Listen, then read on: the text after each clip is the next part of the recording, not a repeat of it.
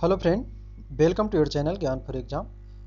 आज की इस वीडियो में हम सब जो शुरू कर रहे हैं उसमें आपको लूसेंट की जो बायोलॉजी है उसको हम ऑब्जेक्टिव फॉर्म में करेंगे। इसमें लगभग 100 प्लस प्रश्न होंगे और ज़्यादा से ज़्यादा ये 200 प्रश्नों तक का भी संग्रह होगा। तो आप लास्ट तक बने रहेंगे। आपके दरोगा, बीपीएससी और यूपी दरोगा जो एग्ज़ाम है और एसएससी जीडी इसमें बहुत ही महत्वपूर्ण रहेगी। हम वही पॉइंट को यहाँ पर सेलेक्ट किए हैं जो कि 300 नंबर क्वेश्चन से आगे है, जो आगे कंटिन्यू चलता रहेगा ये सीरीज। और इसके पहले की भी एक पार्ट हम देंगे आपको, वहाँ पर भी आप जरूर देख लेंगे। तो आशा करेंगे ये वीडियो आपको पसंद आएंगे और ये प्रश्न भी आपको आने वाले एग्जाम में सहायता करेगा। तो देखेंगे पहला प्रश्न है कि रेशम के कीड़े पालने को क्या कहते हैं। आंसर करते चलेंगे जल्दी जल्दी आप लोग भी। हाँ, तो रेशम के कीड़े पालने को कहा जाता है सेरीकल्चर। आगे है कि कॉकरोच जल में जीवित नहीं रह सकता क्योंकि उसका श्वसन अंग है। कॉकरोच का श्वसन अंग क्या होता है? बातक यानी कि ट्रैकिया। अगला प्रश्न है, निम्नलिखित में से किसमें खुला नाड़ी संबंधित तंत्र होता है? खुला नाड़ी संबंधी तंत्र किसमें होगा? तो हमारा सही आंसर हो जाएगा कॉकरोच। निम्नलिखित में से कौन जीव मोलस्का परिवार से संबंधित है? स्टारफिश, घोंघा, केचुआ या कॉकरोच? तो घोंघा जो है ये मोलस्का परिवार से संबंधित है। निम्नलिखित में से कौन से जानवर का संबंध मोलस्का से है?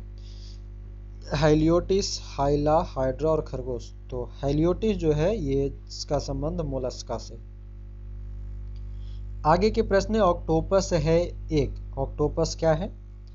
तो सही आंसर है मृदु कवची, ऑप्शन नंबर डी। ऑक्टोपस के खून का रंग कैसा होता है? नीला। रीढ़ की हड्डी वाले प्राणी किस प्रजाति के अंतर्गत रखे जाते हैं? कॉर्डेटा। जितने भी रीढ़ की हड्डी वाले जो प्राणी होते हैं उसे कॉर्डेटा कहा जाता है। निम्नलिखित में से रीढ़ की हड्डी वाले वर्टिब्रेट जीव कौन सा है? कीवी, स्पॉन्जस, स्टार मछली या थ्रेडवर? तो सही आंसर है कीवी। निम्नलिखित में से किसमें होमोडोंट दांत पाए जाते हैं? होमोडोंट मछली में। निम्नलिखित में से कौन मछली नहीं है? Star fish, guitar fish, pipe fish और सॉ फिश। तो पाइप फिश जो है ये मछली नहीं। ये पाइप फिश जो होता है ये आपका यूज करने के लिए है। आगे है, निम्न में से कौन एक मीन है यानी कि मछली है? Flying fish. निम्नलिखित में से कौन सा एक प्रकार की मछली है? प्रवाल, रजत मीनाव, अश्वमीन या इनमें से कोई नहीं? तो अश्वमीन। निम्नलिखित विकल्पों में से कौन सी मछली है? तो यहाँ सही आंसर हो जाएगा सालमन। सबसे जहरीली मछली कौन सी है? फफ्फर मछली। सबसे जहरीली मछली जाना जाता है फफ्फर मछली को। मच्छरों के नियंत्रण हेतु प्रयोग होने वाली कीटभक्षी मछली कौन सा है? गैम्बूसिया। गैम्बूसिया जो है मच्छर के नियंत्रण के लिए यानी कि मच्छर को खाने के लिए जाना जाता है, तो कीटभक्षी मछली कहलाता है गैम्बूसिया। मछली कहाँ से श्वास लेती है? गलफड़ा से, केचुआ त्वचा से। आसुत जल में मछली क्यों जीवित नहीं रह सकती?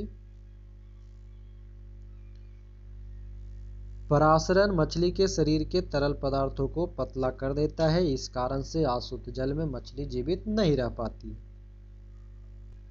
प्रश्न कहता है, एम्फीबिया बनाता है। एम्फीबिया क्या बनाता है? तो सही आंसर हो जाएगा जल एवं स्थल दोनों पर ही रह सकने वाले पशु को एम्फीबिया कहा जाता है यानी कि उभयचर कहा जाता है। निम्न में से कौन सा जीव अपनी त्वचा से सांस लेता है? मेढक। वीडियो पसंद आ रही होगी तो एक बार लाइक शेयर कमेंट जरूर करेंगे। मेढक हो जाएगा सही आंसर। अगला प्रश्न है, निम्न में से किसकी उपस्थिति के कारण गिरगिट रंग बदलती है? वर्ण किल्वक के कारण। एलिपिड पिडीनाजा का वैज्ञानिक नाम है? किसका वैज्ञानिक नाम है? कोबरा का वैज्ञानिक नाम है एलिपिडीनाजा। घोंसला बनाने वाला एकमात्र सांप कौन सा है? King cobra. अगला प्रश्न है कि डायनासोर थे क्या? किस युग का?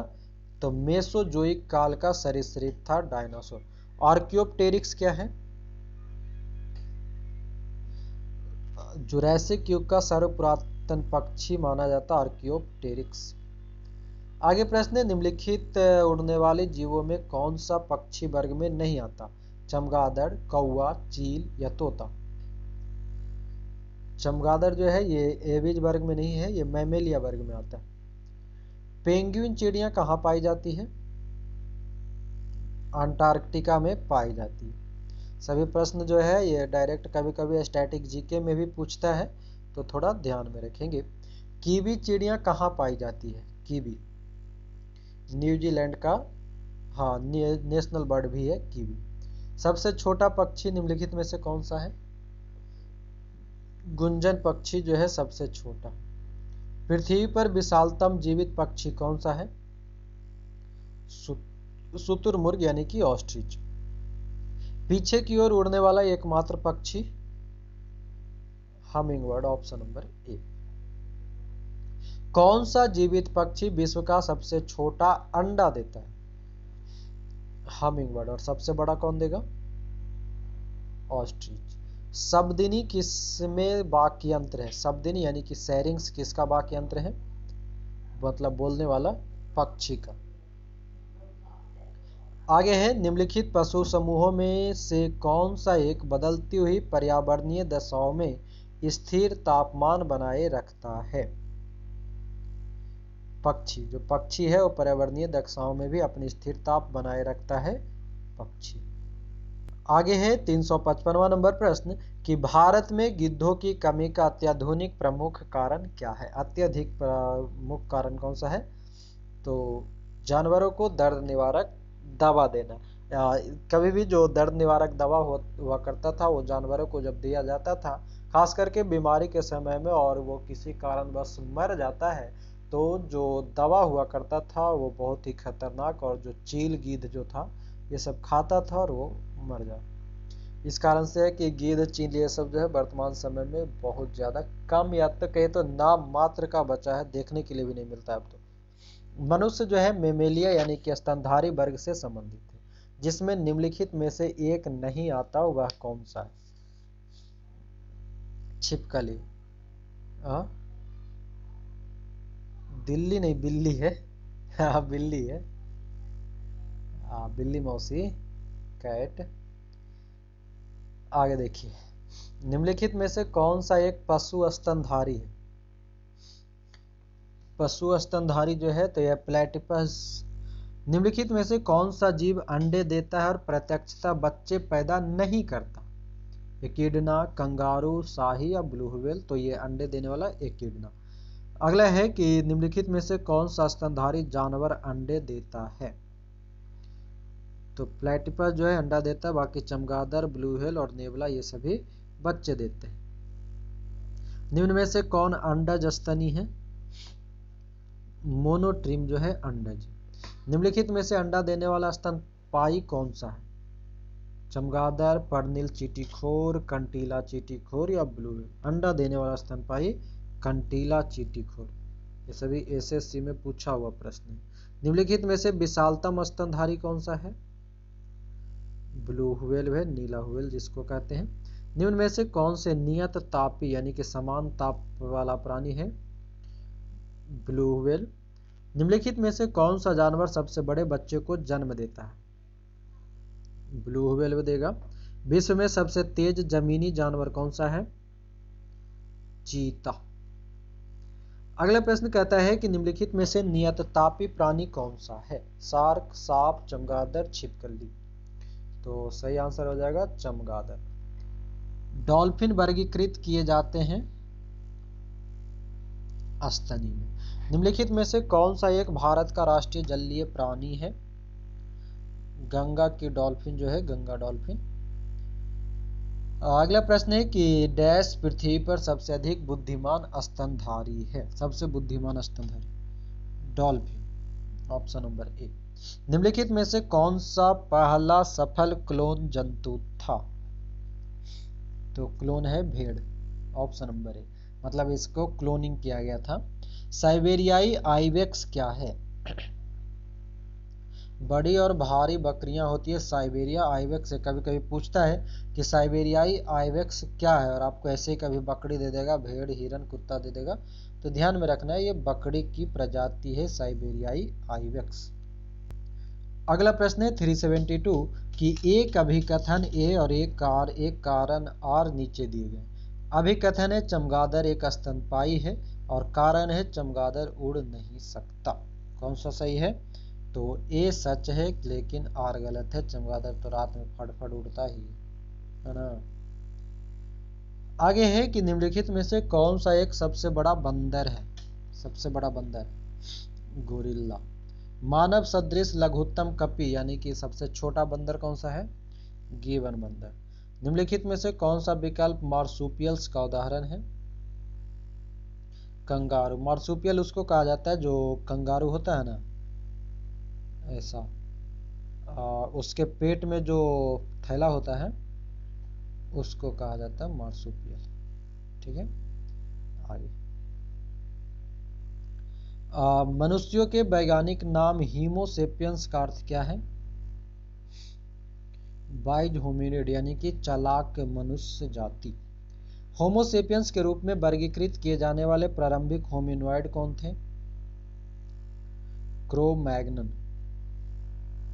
नीचे जो है सूची 1 को सूची 2 से सुमेलित करना है, ध्यान से देखेंगे।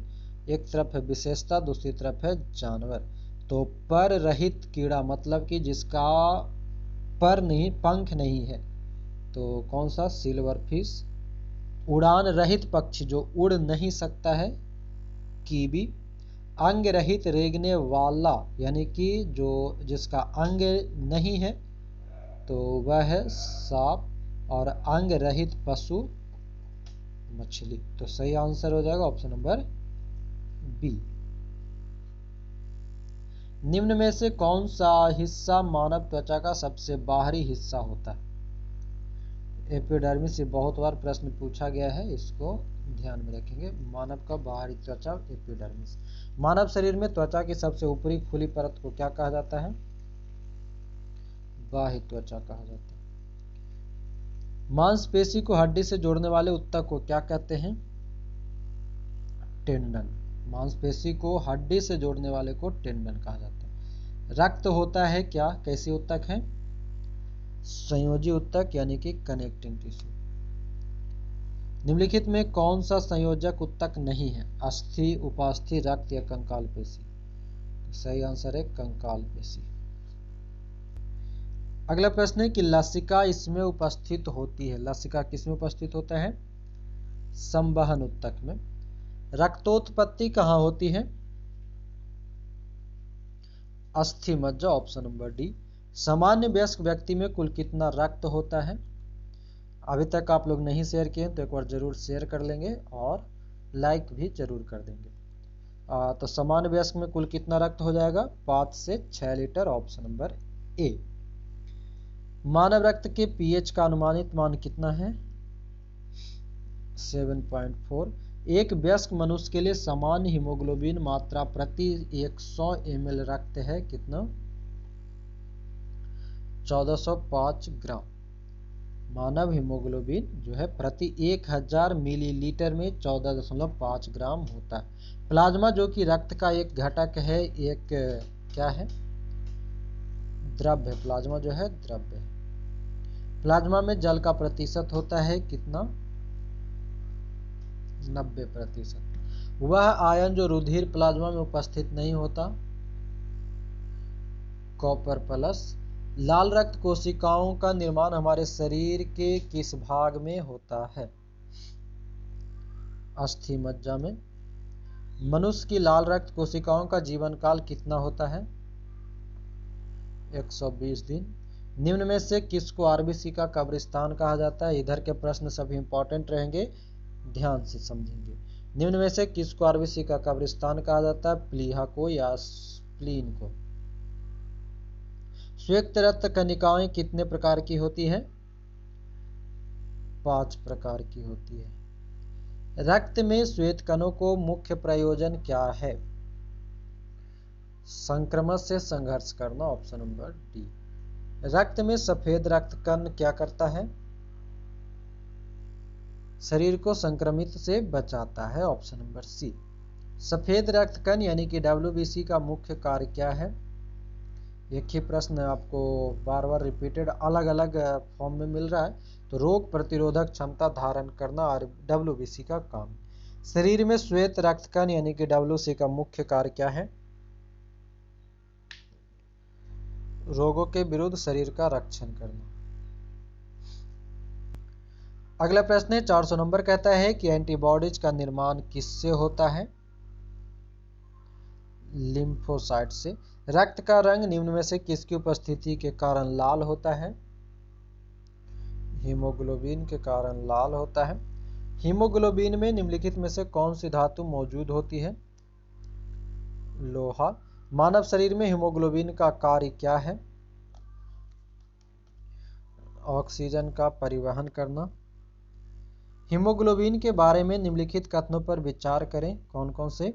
तो कहता है कि यह रक्त में ऑक्सीजन का संचार करता है, यह लौह युक्त यौगिक है, और यह कुछ रोगों के प्रति प्रतिरक्षा प्रदान करता है। नहीं, ये गलत है। और यह रक्त को लाल रंग प्रदान करता है, ये सही है। तो ऑप्शन नंबर डी, 1, 2, 4। अगला प्रश्न है, कथन मिलाना है कि कथन ए कहता है कि खून का लाल रंग हीमोग्लोबिन की वजह से होता है और कारण है हीमोग्लोबिन एक वर्णक है, लाल वर्णक। सही आंसर दोनों है, ए और आर दोनों सही है, और ए की व्याख्या भी करता है।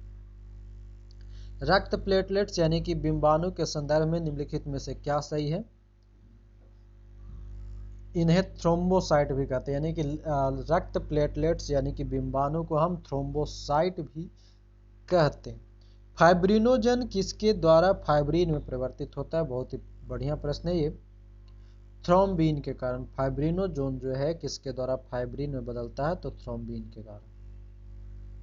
न्यूट्रोफिल्स और लिम्फोसाइट्स का उद्गम होता है किससे? अस्थि मज्जा से।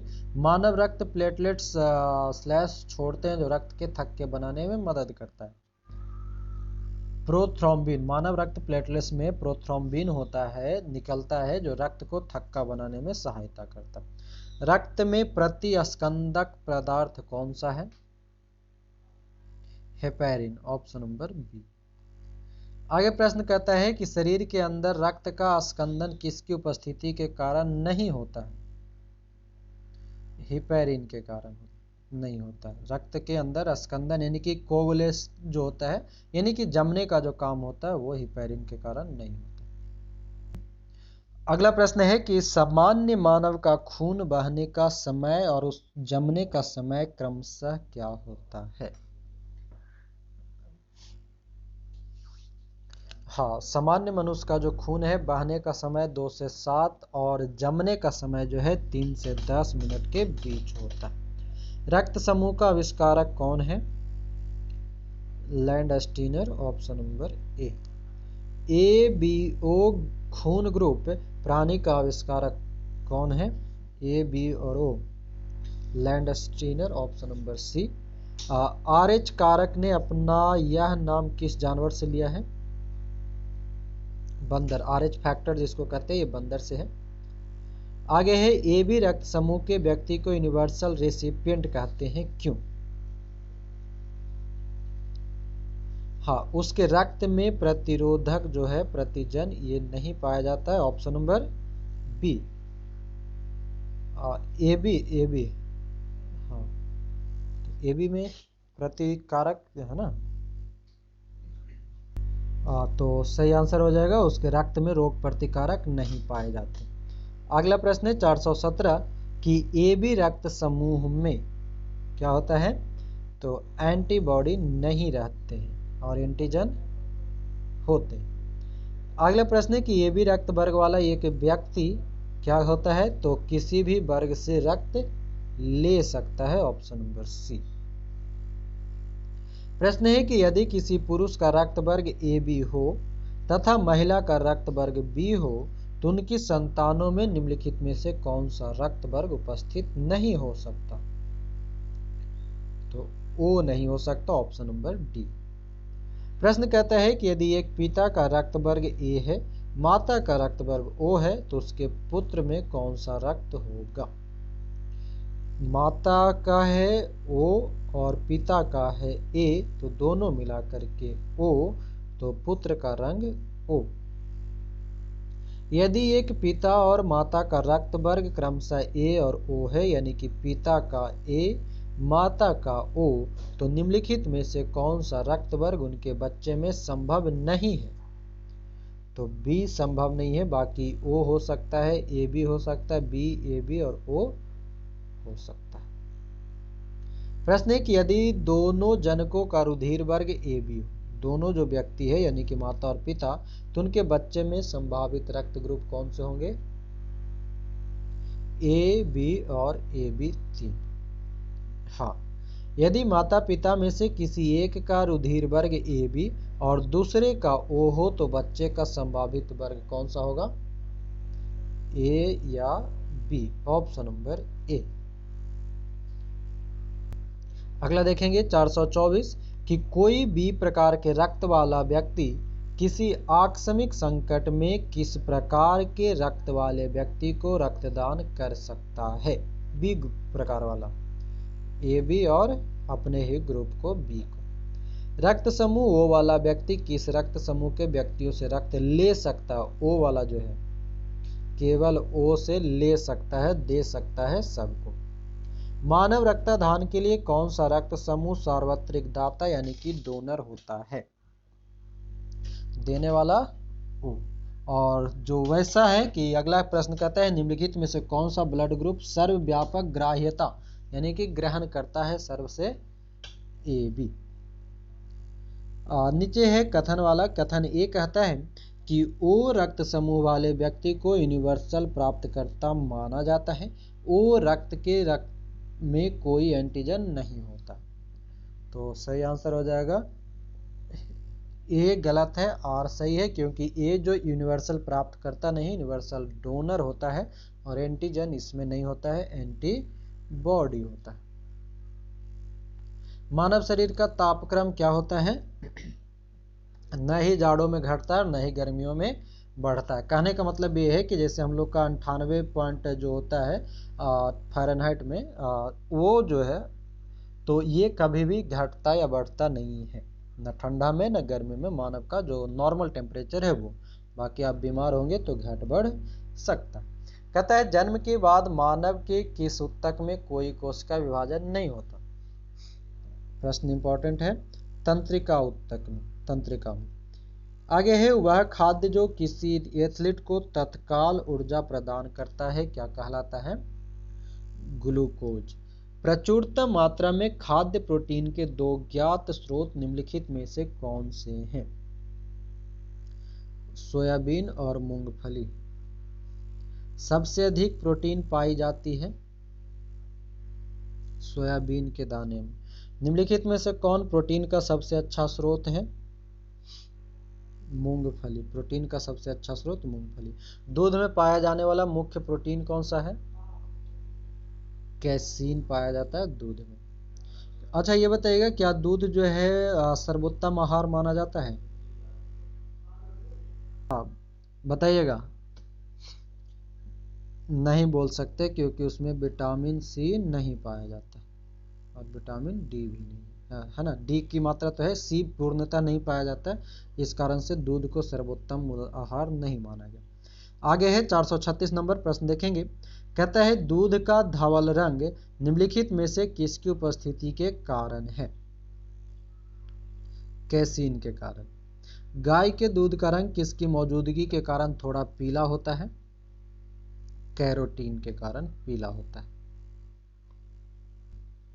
आगे प्रश्न है कि एक व्यक्ति चावल और केवल आलू से बनी सब्जी का आहार लेता है, उसके किसकी हीनता से ग्रसित होने की संभावना यानी कि किस बीमारी या किसकी कमी हो सकती है? तो प्रोटीन और वसा, क्योंकि चावल में कार्बोहाइड्रेट तो पाया जाता है, आलू में कुछ विटामिन भी पाए जाते हैं, जबकि प्रोटीन और वसा जो है आलू और चावल में नहीं पाए जाते। प्रश्न है निम्नलिखित में से यौगिक के किस समूह को सहायक आहार कारक कहा जाता है?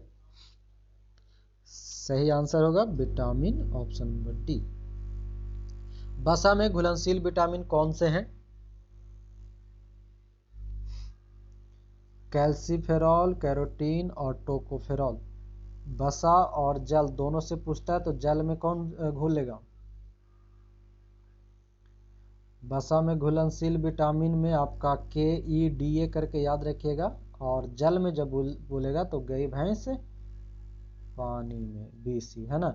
तो कीड़ा जो है KE और D, और ये विटामिन जो है वसा में, ठीक है। वो वाला कौन सा है, मक्खी चूस वाला कहावत सुने थे ना, उसके घी में मक्खी गिर गया था तो उसको भी निचोड़ दिया। तो क्या है, घी क्या है, एक तरह से वसा है, तो उससे रिलेट करके याद रखिएगा। 441 क्या है कि वसा में घुलनशील विटामिन कौन सा नहीं है? तो B और C, ये जल में घुलनशील है। निम्नलिखित में से कौन सा विटामिन पानी में घुलनशील है? अभी हम लोगों ने जाना है विटामिन B और C। विटामिन A को किस नाम से भी जाना जाता है? रेटिनॉल से जाना जाता है। निम्नलिखित में से कौन सा विटामिन A का उच्चतम स्रोत है? गाजर। निम्नलिखित में से कौन सा एक विटामिन A का प्रचुरतम स्रोत है? आम। सेब, पपीता, अमरूद और आम में विटामिन A का प्रचुरतम स्रोत आम। अगला प्रश्न है 446 कि मानव शरीर में विटामिन A भंडारित होता है किसमें? यकृत में। गोल्डन चावल एक प्रचुरतम स्रोत है किस विटामिन का? गोल्डन राइस, विटामिन A का। कौन सा विटामिन प्रतिरक्षा प्रदान करता है? Vitamin A। विटामिन A की कमी से कौन सा रोग होगा? रतौंधी होगा। शुष्काक्षिकोप का मनुष्य में प्रकोप किस विटामिन की कमी से होता है? विटामिन A की कमी से। हम लोगों ने लगभग 100+ प्रश्न को कवर कर चुके हैं, कुछ अभी और प्रश्न आगे करेंगे। तो वीडियो पसंद आ रही है, आपके यूजफुल के लिए है, तो आप जरूर एक बार लाइक शेयर कमेंट जरूर करेंगे। सही आंसर हो गया विटामिन A। अगला प्रश्न है विटामिन B2 का अन्य नाम क्या है? Vitamin B2 riboflavin. अगला है निम्नलिखित में से किस विटामिन में नाइट्रोजन होती है? विटामिन B में नाइट्रोजन होती है। नियासिन जो विटामिन B कॉम्प्लेक्स ग्रुप का एक विटामिन है कि कमी से कौन सा रोग होता है? नियासिन से। पेलाग्रा। नियासिन जो कि विटामिन B कॉम्प्लेक्स का है, जिसमें पेलाग्रा बीमारी होती है। आगे पेलाग्रा, हाँ, पेलाग्रा और स्कर्वी क्रमशः कौन से विटामिन की कमी के कारण होते हैं? विटामिन B3 और विटामिन C। विटामिन B12 में कौन सा धातु आयन उपस्थित होता है? B12 को कोबाल्ट भी कहा जाता है, ऑप्शन नंबर C। मसूड़ों से रक्तस्राव, दांतों का गिरना, अस्थियों का भंगुर होना एवं घाव भरने में देरी निम्नलिखित में से किस विटामिन की कमी से होती है? विटामिन C की कमी से। किस विटामिन की कमी से स्कर्वी रोग होता है? विटामिन C से। विटामिन C का सबसे उत्तम स्रोत कौन सा माना जाएगा? सेब, आंवला, अमरूद या दूध? आंवला। निम्नलिखित में से किस विटामिन को आर्गोकैल्सिफेरॉल कहते हैं? आर्गोकैल्सिफेरॉल विटामिन D2 को कहा जाता है। D2 आर्गोकैल्सिफेरॉल। अगला प्रश्न है कि कैलेकैल्सिफेरॉल रासायनिक यौगिक का सामान्य नाम क्या है? कैलेकैल्सिफेरॉल विटामिन डी। हाँ। निम्नलिखित में से कौन सा विटामिन कैल्शियम के अवशोषण में सहायक है? कैल्शियम के अवशोषण में सहायक विटामिन, विटामिन D। निम्न में से किसकी कमी से रिकेट्स होता है? विटामिन D की कमी से। अगर एक व्यक्ति रिकेट्स से पीड़ित है तो व्यक्ति में कौन से विटामिन की कमी होगी? विटामिन D की कमी होगी। प्रश्न कहता है कि डैश में विटामिन D सबसे ज्यादा होता है। इंपॉर्टेंट प्रश्न है। तो ये कॉड लिवर तेल जो होता है उसमें विटामिन D सबसे ज्यादा पाया जाता है। मछली से प्राप्त होने वाला कॉड लीवर तेल किस विटामिन से संबंधित है? अभी ऊपर के प्रश्न सेम है, विटामिन डी से। ऐसा कौन सा विटामिन है जिसकी अत्यधिक मात्रा के सेवन से शरीर में संग्रहित हो जाते हैं और घातक प्रभाव डालते हैं? ए और डी जो विटामिन है ये घातक प्रभाव करता है अगर ज्यादा जमा हो तो। यह विटामिन टेकाफेरोल होता है। टेकाफेरोल किसे कहा जाता है? विटामिन ई का रासायनिक नाम है टेकाफेरोल या टेकोफेरोल। आगे है, निम्नलिखित में से कौन सा विटामिन ई का एक अच्छा स्रोत है? विटामिन ई का ताजी सब्जी। विटामिन ई का महत्वपूर्ण स्रोत निम्नलिखित में से कौन है? तो सही आंसर हो जाएगा गेहूं अंकुर का तेल, ऑप्शन नंबर सी। विटामिन के विशिष्ट भूमिका किसके संश्लेषण में है? तो विटामिन के हो जाएगा प्रोथ्रोम्बिन, ऑप्शन नंबर डी। निम्नलिखित विटामिनों में से कौन सा एक रक्त के स्कंदन में कार्य करता है? रक्त को जमाने में कौन काम करेगा? विटामिन के। निम्नलिखित में से कौन सा विटामिन प्रतिस्कंदक विषों के प्रति विष प्रतिकारक के रूप में प्रयोग किया जाता है? विटामिन के प्रतिकारक के रूप में विटामिन के। सूची 1 को सूची 2 में सुमेलित करना है। तो देखेंगे, विटामिन सी की कमी से कौन सी बीमारी? स्कर्वी। फॉलिक अम्ल की कमी से रक्त अल्पता। विटामिन ए की कमी से रक्तौंधी और B1 से बेरी यानी कि ऑप्शन नंबर ए। आगे प्रश्न है, विटामिन और रोग के निम्नलिखित युगों में से कौन सा सही सुमेलित है? सही खोजना। Vitamin A rickets, vitamin B1 beriberi और विटामिन सी स्कर्वी। तो इसमें से 2 और 3 सही है, ऑप्शन नंबर बी। रिकेट जो है विटामिन डी की कमी से होता है। अगला है कि निम्न में से कौन सा सही सुमेल नहीं है? तो थायमीन बेरी, एस्कॉर्बिक अम्ल स्कर्वी, विटामिन ए वर्णांधता और विटामिन के रक्त जमना। तो विटामिन ए यानी कि ऑप्शन नंबर सी गलत है। वर्णांधता जो है ये हमारा आनुवांशिक बीमारी है। विटामिन ए की कमी से हमें रक्तौंधी होती है। अगला, निम्नलिखित युगों में से कौन सा सुमेलित नहीं है? थायमीन बेरी, विटामिन डी सूखा रोग, विटामिन के बांध्यापन और नियासिन पेलाग्रा। तो ऑप्शन नंबर सी जो है विटामिन के ये बांध्यापन ये गलत है। बांध्यापन जो है विटामिन ई की कमी से जनन क्षमता में कमी होती है। अगला प्रश्न है, निम्न में से कौन सही सुमेलित नहीं है? विटामिन सी एस्कॉर्बिक अम्ल, vitamin B1 thiamine, vitamin D retinol और विटामिन के नैप्थेल क्विनोन। तो विटामिन डी जो है ये रेटिनॉल का नहीं है। विटामिन डी क्या है? कैल्सीफेरॉल है। अगला है, निम्नलिखित में से किस युग में सही सुमेलित नहीं है? तो इसमें जो है उपरोक्त में से कोई नहीं, यानी कि सभी के सभी जो है ये कहीं ना कहीं सही है। ऑप्शन नंबर ई हो जाएगा। आगे, निम्नलिखित में से कौन सा युग्म सही सुमेलित नहीं है? तो यहाँ पर देखेंगे तो रेटिनॉल जीरोप्थैल्मिया, टेकोफेरॉल बेरी, साइनोकोबालामीन रक्तअल्पता, आर्गो कैल्सीफेरॉल रिकेट्स। तो ऑप्शन नंबर बी कर लेंगे, टेकोफेरॉल बेरी ये गलत है। अगला प्रश्न कहता है कि बच्चों में क्वाशियोरकर रोग किस कारण से होता है? तो आहार में कार्बोहाइड्रेट और वसा की पर्याप्त मात्रा किंतु प्रोटीन की कमी के कारण क्वाशियोरकर होता है। अस्थि एवं दांत निर्माण हेतु निम्नलिखित में से किनकी आवश्यकता होती है? तो कैल्शियम और फास्फोरस की। हमारे शरीर में नमक की मात्रा कितनी होती है? 0.4%। आहार में लवण का मुख्य उपयोग क्या है? भोजन के पाचन के लिए अपेक्षित हाइड्रोक्लोरिक अम्ल लघु मात्रा में पैदा करना, ऑप्शन नंबर बी। आयोडीन की कमी के कारण कौन सा रोग होता है? गंडमाला या फिर घेघा रोग जिसको बोलते हैं वो, ग्वाइटर। आगे है, घेघा या गलगंड किसकी कमी से होता है? आयोडीन की कमी से।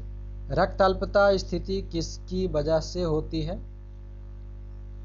आरबीसी की कमी से होती है। लौह की कमी के कारण कौन सा रोग होता है? रक्त अल्पता। Option number D. लोहमयता एक रोग है जो श्वास के साथ निम्नलिखित में से क्या अंदर लेने से होता है? लोहमयता रोग, लौह धूल जो होता है उसको लेने से, श्वसन क्रिया में प्रयोग करने से।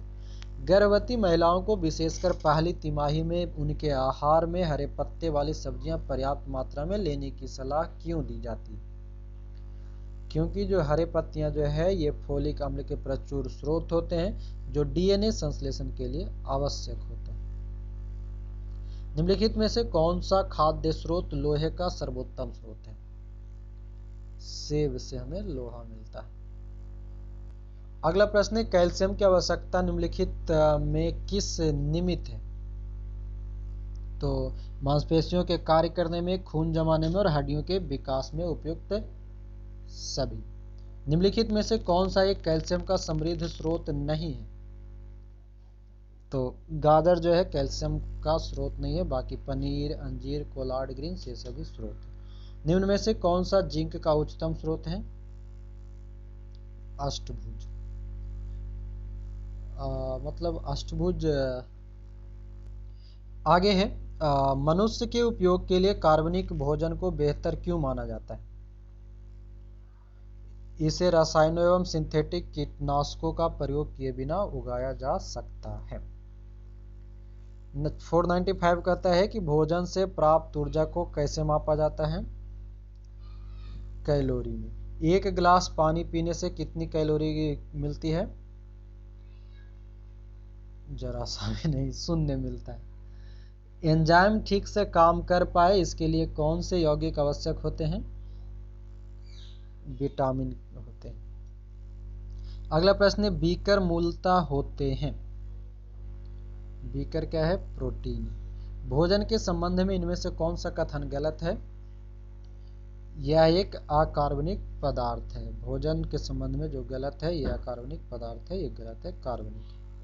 प्रक्रिया के दौरान आहार नली में किस तरह का भोजन जाता है? अंतर्ग्रहण के द्वारा, एब्जॉर्प्शन। भोजन नली की दीवारों के संकुचन और प्रसरण को क्या कहा जाता है? क्रमांकुचन, यानी कि सिकुड़न फिर फैलाव, ये सभी क्रमांकुचन कहलाता है। भोजन प्रायः किस में पचता है? छोटी आंत में। सिग्मोइड कोलेन किसका भाग है? बड़ी आंत का। डियाडेनम या डियोडेनम किसका भाग है? बड़ी आंत का। सिग्मोइड और डियोडेनम दोनों बड़ी आंत का। एंजाइम है, एंजाइम क्या है? प्रोटीन है। और अगला है 506 नंबर की एंजाइम एक क्या है? बायो उत्प्रेरक है।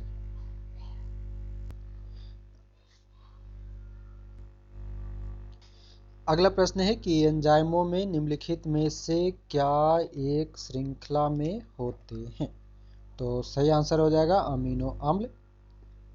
मानव तंत्र में निम्नलिखित में से कौन सा एक पाचक एंजाइम नहीं है? ट्रिप्सिन, गैस्ट्रिन, टाइलिन और पेप्सिन। तो गैस्ट्रिन जो है ये पाचक एंजाइम नहीं है, ऑप्शन नंबर बी। अगला प्रश्न है कि लार किसके पाचन में मदद करती है? तो लार जो है स्टार्च के पाचन में मदद करेगा। शरीर के किस भाग में पीत रस का उत्पादन होता है? तो यह हो जाएगा यकृत में। पीत कहाँ पर जमा होंगे? तो पीत जमा होता है पित्ताशय में, ऑप्शन नंबर ए।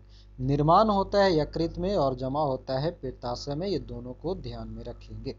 वसा का पाचन करने वाला एंजाइम लाइपेज निम्नलिखित में से किसके द्वारा स्रावित होता है? तो यह है अग्नाशय। लाइपेज द्वारा वसा के अम्लीय अपघटन पर मिलता है क्या? तो जब भी लाइपेज द्वारा वसा के जलीय अपघटन होता है बसीय अम्ल और ग्लिसरॉल प्राप्त होता है। मानव के आमाशय में एक्स अम्ल उत्पन्न होता है जो भोजन के पाचन में सहायता करता है, वह एक्स अम्ल कौन सा है? तो सही आंसर हो जाएगा हाइड्रोक्लोरिक अम्ल। निम्न में से कौन आमाशय रस के एक घटक के रूप में पेट में स्रावित नहीं होता है? जो स्रावित नहीं होता है वह है सल्फ्यूरिक अम्ल।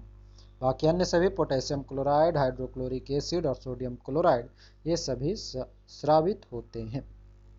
अंगों के कौन सी क्रियाएं सही रूप में मेल खाती? तो यहाँ देखेंगे तो आपका जो ऑप्शन नंबर बी है कि पित्ताशय पीत संग्रह में, लीवर पीत उत्पत्ति में, पाचक ग्रंथि इंसुलिन उन्मुक्ति में और पीत वाहिका पीत परिवहन में सहायक होती है।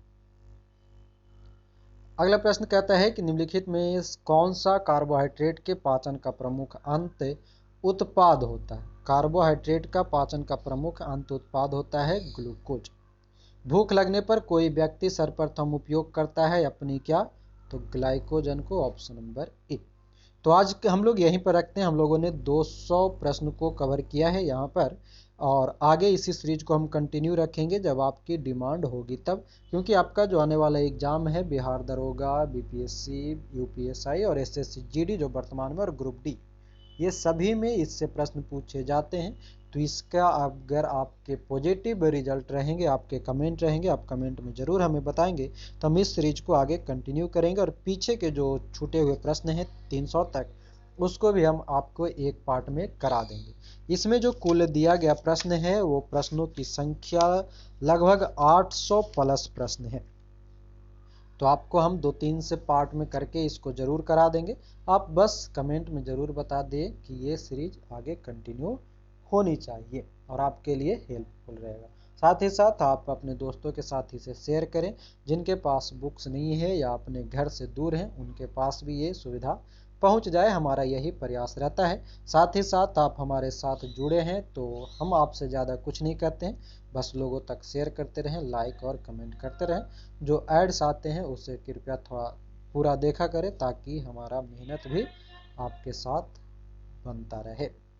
तो मिलेंगे अगले वीडियो में। आज के लिए आपका बहुत बहुत धन्यवाद। जय हिंद।